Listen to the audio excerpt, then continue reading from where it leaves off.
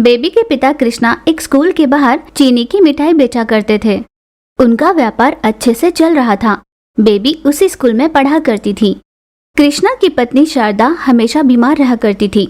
उसकी देखभाल करना और बेबी की परवरिश करना कृष्णा की जिम्मेदारी थी।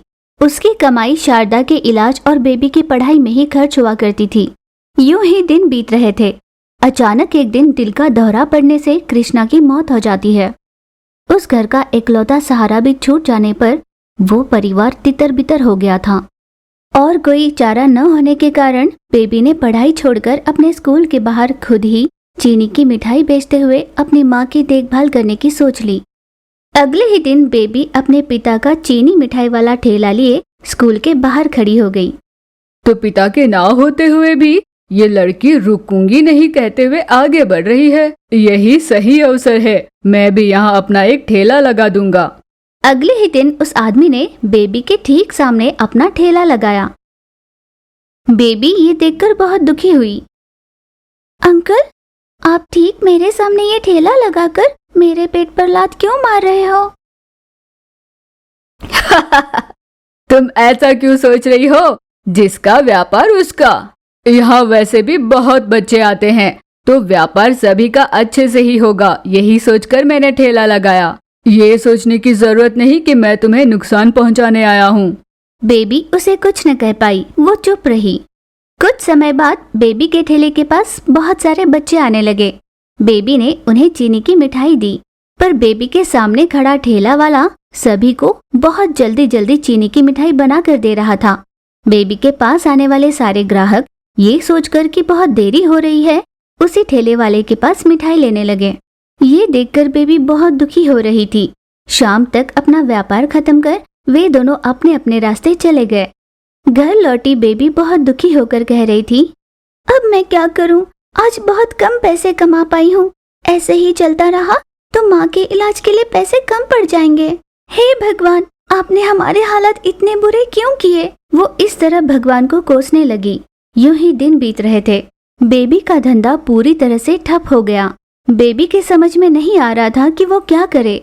रो रो कर बेबी का हाल बुरा हो रहा था। वो मंदिर गई और भगवान से कहने लगी, भगवान, ये कैसा न्याय है? आपने मेरे पिता को छीन लिया।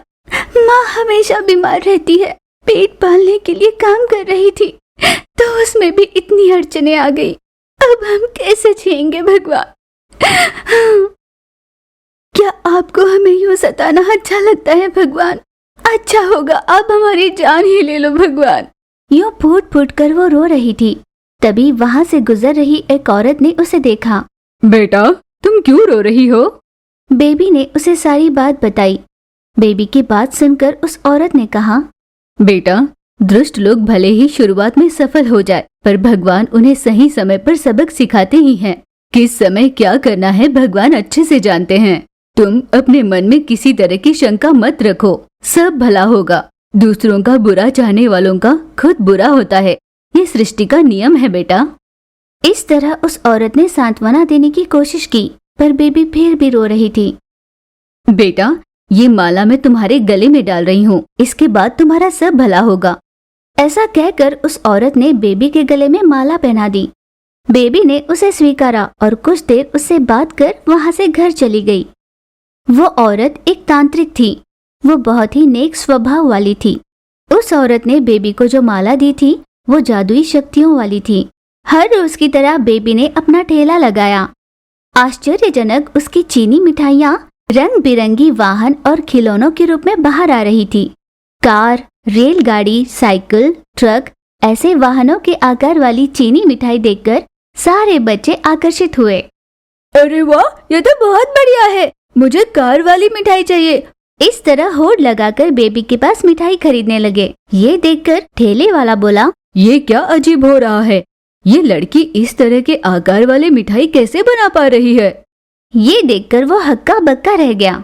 दूसरी ओर सारे बच्चे खिलौने देखकर उसी के पास आकर्षित हो रहे थे। अब राम का व्यापार पूरी तरह से मार खा रहा था। यूं ही दिन बीतने लगे।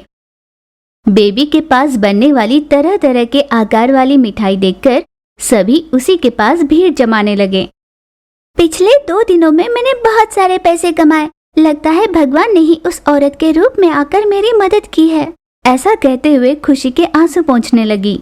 यूं ही दिन बीत रहे थे। बेबी ने अब बहुत सारे पैसे कमा लिए थे। उसने अपने माँ का एक बड़े से अस्पताल में अच्छा इलाज करवाया। डॉक्टरों की निगरानी में माँ का अच्छे से इलाज हो रहा था। अपनी माँ की देखभाल करने के साथ साथ बेबी चीनी मिठाई का व्यापार भी अच्छे से चलाने लगी। इस बार रामैया का व्यापार पूरी तरह से ठप हो चुका था। अब यहाँ रहने का कोई फायदा नहीं। रामैया ने जगह बदलकर मंदिर के पास अपना ठेला लगाया। वहाँ पर उसका व्यापार अच्छे से ही चल रहा था। कुछ दिन यूं ही गुजरे। बेबी के माँ की सेहत में अब सुधार आया था। तब बेबी ने बीती सारी बात अपनी माँ को सुनाई। बेटा, आगे से व्यापार मैं संभालूंगी, तुम अब स्कूल जाया करना। अब तुम वो माला मुझे दे दो। बेबी ने हामी भरी और अपनी माला निकालकर माँ को दे दी। माँ ने माला पहनकर अपना व्यापार शुरू किया। जादुई माला पहनकर अब माँ भी रंगीन वाहनों वाले आकार की मिठाई बनाने लगी। अपने बेटी बेबी को स्कूल में दाखिल किया। अब बेबी के जीवन से दुखों का साया हट चुका था। वो अपनी माँ के साथ बहुत खुश रहने लगी थी। शोभा हर रोज स्कूल से लौटकर अपने दोस्तों के साथ खेला करती थी, पर वो डरपोक थी। इसी कारण उसके दोस्त उसका मजाक उड़ाया करते थे। एक दिन रात में उसके दोस्त रामू ने सोचा कि वो भूत का भेष पहनकर शोभा को डराएगा, और अपने प्लान के मुताबिक उसने भूत का भेष पहनकर शोभा का पीछा करते हुए उससे कहा, पीछे पलट कर देखो, मैं तुम्हारा दोस्त हूँ। शोभा तुरंत पलटकर पीछे देखती है। वहाँ खड़े भूत को देखकर वो बहुत घबराई। भूत, भूत, मुझे बचाओ, मुझे कुछ मत करना, मुझे बचाओ। यूं चिल्लाकर वो वहाँ से भाग निकली। भूत भी मैं तुम्हें मार दूंगा, छोड़ूंगा नहीं, ऐसे कहने लगा। कुछ समय बाद रामू ने अपना भेष उतारा और जोर जोर से हंसने लगा। शोभा, मैं तुम्हारा दोस्त रामू हूँ। मैं तुम्हें डराने के लिए ऐसा कर रहा था। शोभा रोते हुए बोली, तुम्हें पता है मैं कितना डर गई थी, मुझे बहुत डर लगा था। यूं रोते हुए घर चली गई। शोभा घर पहुंचकर अपने माँ से कहती है, माँ, मुझे रामू ने डराया। फिर उसने माँ को सारी बात बताई। अगर तुम इस तरह डरती रही तो तुम्हारे दोस्त ही नहीं, सारी दुनिया तुम्हारा यूं ही मजाक बनाएगी। जिस दिन तुम धीरज से काम लोगी तब कोई भी ऐसा करने की सोचेगा भी नहीं। तुम भला इतना क्यों घबराती हो? हमारे अंदर आत्मविश्वास कम हो तभी हम घबराते हैं। जिस दिन गर्व से तुम ये कह पाओगी कि तुमसे बढ़कर कोई नहीं, तभी तुम जो चाहो वो हासिल कर सकती हो। कोई भी तुम्हारा कुछ नहीं बिगाड़ सकता, तुमसे कोसों दूर रहेगा। इस तरह माँ ने उसे धीरज दिया। शोभा ने माँ की बात मानी और कुछ दिनों तक अपने दोस्तों के साथ या और किसी के भी साथ खेलने बाहर नहीं निकली। वो जिस चीज से घबराती थी बार बार उसी की ओर जाने लगी, और इस तरह उसने अपने अंदर से डर को खत्म किया। उसे आग से डर था, इसलिए आग के पास जाकर खड़ी होने लगी।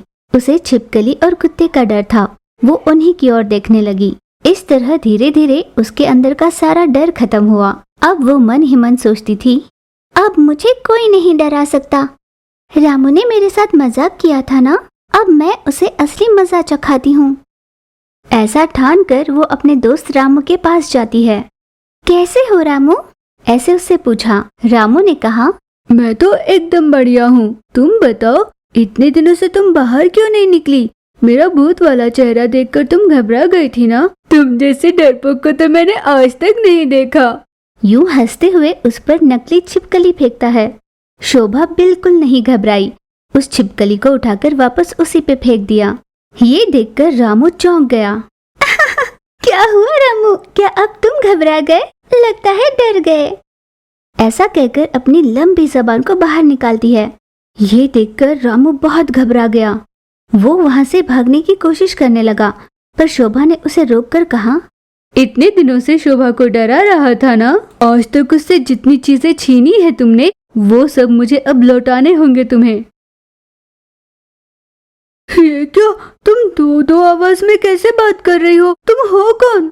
ऐसे घबरा कर रामू ने पूछा। शोभा जोर से हंस के बोली, मैं शोभा के शरीर में भूत हूँ, शोभा की सहायता करने आई हूँ। ये बात सुनकर राम और भी घबरा गया। उसने तुरंत अपने बैग से निकालकर बहुत सारी खाने की चीजें बाहर निकाली। शोभा ने अपनी लंबी जबान बाहर निकाली और सब कुछ खा लिया। अब मुझे जाने दो, मुझे घर जाना है। हाँ जाओ, लेकिन आज से तुम वही करोगे जो मैं कहूँगी। शोभा के ऐसा कहने पर रामू ने हामी भरी और वहाँ से चला गया। उसके वहाँ से जाते ही शोभा हंसकर बोली, अब आया रास्ते पर। ऐसा कहकर वो वहाँ से घर चली गई। हर रोज रामू उसके पास आने लगा। उसकी लाई हुई सभी चीजों को शोभा लंबी जीभ से खाने लगी। रामू वहीं पर कांपते हुए खड़ा उसे देखते रहता। मुझे इंसान का खून पीना है। जैसे ही शोभा ने ये बात कही, रामू थर थर कांपने लगा। वो तुम्हें कहाँ मिलेगा? वैसे भी किसी इंसान का खून करना पाप है। पाप तुम्हारे लिए होगा, मरी हुई मेरे लिए नहीं। वैसे भी मैं और किसी का खून क्यों पीऊंगी? तुम्हारा ही पीऊंगी। तुम्हारी लाई हुई चीजें मैं हर रोज खा तो रही हूँ, वो बहुत स्वादिष्ट होते हैं। इसका मतलब हर रोज तुम भी वही चीजें खाते हो, तब तो तुम्हारा खून भी बहुत स्वादिष्ट होगा ना। आज मैं तुम्हें नहीं छोड़ूंगी। ये सुन रामू बोला, नहीं नहीं, मुझे कुछ मत करना। अगर तुमने मुझे मार दिया तो तुम्हें हर रोज ये चीजें कौन ला देगा? ऐसा कहकर राम रोने लगा। अगर तुम नहीं दोगे तो देने वाले बहुत है मेरे पास। तुम्हारा खून पीने के बाद मैं उनको देख लूंगी। ऐसा कहकर जोर से हंसकर रामू को पकड़ लेती है। वो किसी तरह खुद को छुड़ाकर वहाँ से भागने लगा। शोभा भी उसका पीछा करने लगी। उसे पकड़कर उसको काटने का नाटक करने लगी। रामू, अब बहुत हो गया डरना, अब आगे डरने की जरूरत नहीं। मैं तुम्हारी दोस्त हूँ शोभा। ऐसा कहकर अपनी नकली जीभ को बाहर निकालती है। ये देखकर रामू बोला, तो शोभा ये सब नाटक था? मैं बहुत घबरा गया था कि तुम मुझे मार दोगी। वो सब जो भी हो, पर हर छोटी बात पर डरने वाली तुमने ये सब कैसे किया? तब शोभा ने कहा, एक दिन तूने मुझे भूत का भेष डालकर डराया था ना, तब मैंने माँ से सारी बात कही। मेरी माँ ने मुझे बहुत कुछ समझाया। तब से मैंने हर छोटी बात से घबराना छोड़कर उसके पास जाने लगी। इसीलिए तो कुछ दिनों तक मैं सबसे दूर थी। तो कैसे लगा मेरा भूत वाला प्रैंक? मैं इतने दिनों से सोच रहा था कि सच में तुम भूत बन गई। अब जब सच पता चला है तो मुझे खुद पर हंसी आ रही है। अब मैं भी तुम्हारी तरह धीरज से काम लूंगा और हम अपने दोस्तों को भी ये चीज सिखाएंगे कि हमें छोटी छोटी बातों से डरना नहीं चाहिए। इस पर शोभा ने कहा, हाँ दोस्त, हम ऐसा ही करेंगे। इस तरह एक भूत के प्रैंक से उन दोनों ने अपने अंदर के डर को भगा दिया।